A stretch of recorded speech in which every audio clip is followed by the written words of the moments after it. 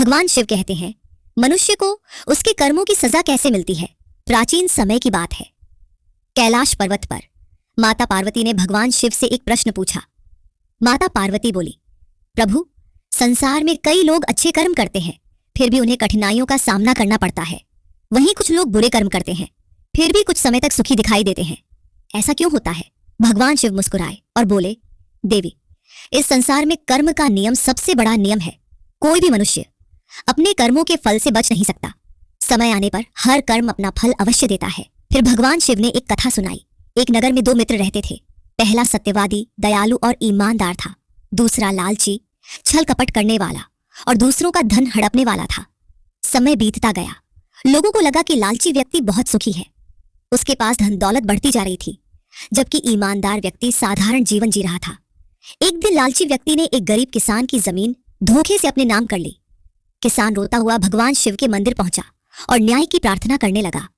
भगवान शिव बोले, अन्याय करने वाले को तुरंत दंड नहीं मिलता, क्योंकि समय उसके कर्मों का लेखा जोखा पूरा होने देता है। लेकिन जब समय आता है तब न्याय निश्चित होता है। कुछ वर्षों बाद उस लालची व्यक्ति का व्यापार अचानक डूब गया।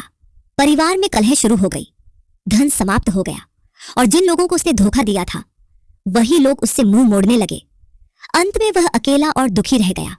उधर ईमानदार व्यक्ति अपनी मेहनत और सच्चाई पर अडिग रहा। धीरे धीरे लोगों का विश्वास उस पर बढ़ा, उसे सम्मान मिला, परिवार में सुख आया और उसका जीवन शांति से भर गया। भगवान शिव ने माता पार्वती से कहा, देखा देवी, कर्म का फल कभी नष्ट नहीं होता। अच्छा कर्म देर से सही पर सुख और सम्मान देता है। बुरा कर्म देर से सही पर दुख और अपमान अवश्य देता है। फिर भगवान शिव ने संसार के लिए यह उपदेश दिया, मनुष्य अपने भाग्य का निर्माता स्वयं है। उसके कर्म ही उसके भविष्य का निर्माण करते हैं। जो जैसा बोता है वैसा ही काटता है। इसलिए सदैव सत्य, दया, ईमानदारी और धर्म के मार्ग पर चलो। उस दिन से यह शिक्षा संसार में फैल गई कि कोई भी व्यक्ति अपने कर्मों के फल से बच नहीं सकता। भगवान न्याय करने में कभी देर कर सकते हैं, लेकिन अन्याय नहीं करते। हर कर्म का फल अवश्य मिलता है। बुरे कर्मों का दंड देर से मिल सकता है, लेकिन मिलता अवश्य है। सत्य, दया और ईमानदारी अंत में विजय दिलाते हैं। भगवान शिव न्याय प्रिय हैं और कर्म के अनुसार ही फल प्रदान होता है। भगवान शिव ने माता पार्वती से कहा, देवी, मनुष्य यह सोचता है कि यदि उसके बुरे कर्मों का फल तुरंत नहीं मिला तो शायद वह बच गया, लेकिन यह उसका भ्रम है। कर्म कभी नष्ट नहीं होते, वे समय आने पर अवश्य फल देते हैं। उसी नगर में वह लालची व्यक्ति अब निर्धन हो चुका था। एक दिन वह जंगल से गुजर रहा था। वहां उसकी मुलाकात एक वृद्ध साधु से हुई। साधु ने पूछा, पुत्र, तुम इतने दुखी क्यों हो?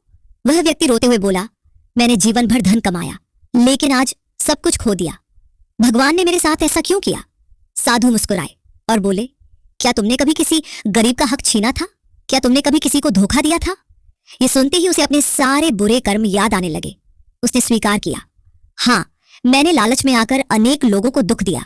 साधु बोले, भगवान किसी से बैर नहीं रखते, वे केवल कर्मों का न्याय करते हैं। आज जो दुख तुम्हें मिला है वह तुम्हारे ही कर्मों का परिणाम है। यह सुनकर उस व्यक्ति का हृदय बदल गया। उसने निश्चय किया कि अब वह सत्य और धर्म के मार्ग पर चलेगा।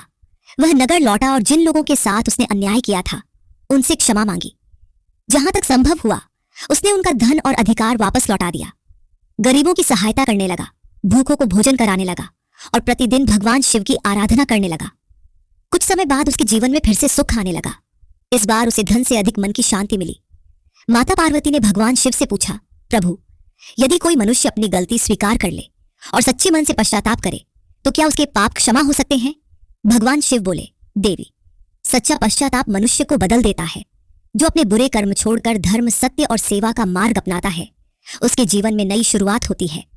लेकिन पहले के गए कर्मों का कुछ फल उसे अवश्य भोगना पड़ता है ताकि वह उनसे सीख सके। फिर भगवान शिव ने समस्त मानव जाति के लिए यह संदेश दिया, अहंकार मनुष्य का सबसे बड़ा शत्रु है, लालच सबसे बड़ा पाप है और दया, सत्य तथा सेवा सबसे बड़ा धर्म है। जो दूसरों को कष्ट देता है वह अंत स्वयं कष्ट पाता है।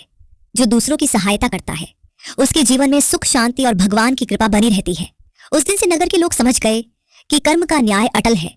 कोई राजा हो या गरीब, कोई शक्तिशाली हो या साधारण मनुष्य, हर किसी को अपने कर्मों का फल अवश्य मिलता है। कर्मों का हिसाब कभी समाप्त नहीं होता। सच्चा पश्चाताप मनुष्य को बदल सकता है। भगवान शिव न्याय के साथ साथ करुणा के भी प्रतीक हैं। धर्म, सत्य और सेवा ही जीवन का सबसे बड़ा धन है। जब उस व्यक्ति ने अपने जीवन को बदल लिया तब पूरे नगर में उसकी चर्चा होने लगी। जो लोग पहले उससे घृणा करते थे वे अब उसके बदले हुए स्वभाव को देखकर आश्चर्य करने लगे। एक दिन वह कैलाश पर्वत की ओर भगवान शिव के दर्शन करने निकल पड़ा। कई दिनों की कठिन यात्रा के बाद वह एक प्राचीन शिव मंदिर पहुंचा। वहां उसने पूरी श्रद्धा से महादेव का जलाभिषेक किया और हाथ जोड़कर बोला, हे भोलेनाथ, मैंने अपने जीवन में अनेक पाप किए। आपने मुझे मेरे कर्मों का फल देकर सही मार्ग दिखाया। अब मुझे ऐसा आशीर्वाद दें कि मैं जीवन भर किसी के साथ अन्याय न करूं। उसकी सच्ची प्रार्थना सुनकर मंदिर के भीतर एक दिव्य प्रकाश फैला। ऐसा लगा मानो स्वयं भगवान शिव की वाणी गूंज उठी, वत्स, जो मनुष्य अपनी भूल स्वीकार कर लेता है और धर्म के मार्ग पर चलने का संकल्प करता है वह मेरे प्रिय भक्तों में स्थान पाता है। लेकिन याद रखो, केवल पूजा करने से नहीं बल्कि अपने कर्मों से मुझे प्रसन्न किया जा सकता है। भगवान शिव की वाणी सुनकर उसकी आंखों से आंसू बहने लगे। उसी समय मंदिर के बाहर एक भूखा वृद्ध बैठा था। वह कई दिनों से भोजन के बिना था। उस व्यक्ति ने बिना देर किए अपना सारा भोजन उस वृद्ध को दे दिया और स्वयं भूखा रह गया। भगवान शिव की वाणी फिर सुनाई दी, यही सच्ची भक्ति है जो भूखे को भोजन देता है, दुखी को सहारा देता है और निर्बल की रक्षा करता है, वही वास्तव में मेरी पूजा करता है। इसके बाद वह व्यक्ति अपने गांव लौट आया। उसने एक धर्मशाला बनवाई, यात्रियों के लिए पानी की व्यवस्था की, गरीब बच्चों की शिक्षा में सहायता की और हर दिन लोगों को सत्य, दया और ईमानदारी का संदेश देने लगा। धीरे धीरे उसका जीवन दूसरों के लिए प्रेरणा बन गया।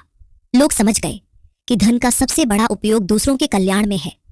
एक दिन माता पार्वती ने भगवान शिव से पूछा, प्रभु, क्या केवल बड़े पापों का ही दंड मिलता है या छोटी छोटी बुराइयों का भी? भगवान शिव बोले, देवी, एक छोटी सी चिंगारी भी पूरे वन को जला सकती है। उसी प्रकार छोटा झूठ, थोड़ा सा लालच, किसी का अपमान या किसी का दिल दुखाना भी कर्मों के लेखे में जुड़ जाता है। इसलिए मनुष्य को हर क्षण अपने विचार, वाणी और कर्म को पवित्र रखने का प्रयास करना चाहिए। फिर भगवान शिव ने समस्त मानव जाति को यह अंतिम उपदेश दिया, मनुष्य अपने कर्मों से अपना भविष्य बनाता है।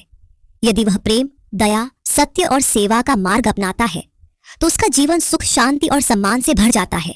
लेकिन यदि वह अहंकार, छल, क्रोध और अन्याय का मार्ग चुनता है तो उसके अपने कर्म ही उसके सबसे बड़े शत्रु बन जाते हैं। उस दिन से नगर के लोग प्रतिज्ञा करने लगे कि वे किसी के साथ अन्याय नहीं करेंगे, सदैव सत्य बोलेंगे और हर प्राणी के साथ दया का व्यवहार करें। भगवान शिव कर्म के अनुसार ही न्याय करते हैं। सच्ची पूजा केवल मंदिर में नहीं बल्कि अच्छे कर्मों में है। छोटे छोटे अच्छे कर्म भी जीवन को महान बना देते हैं।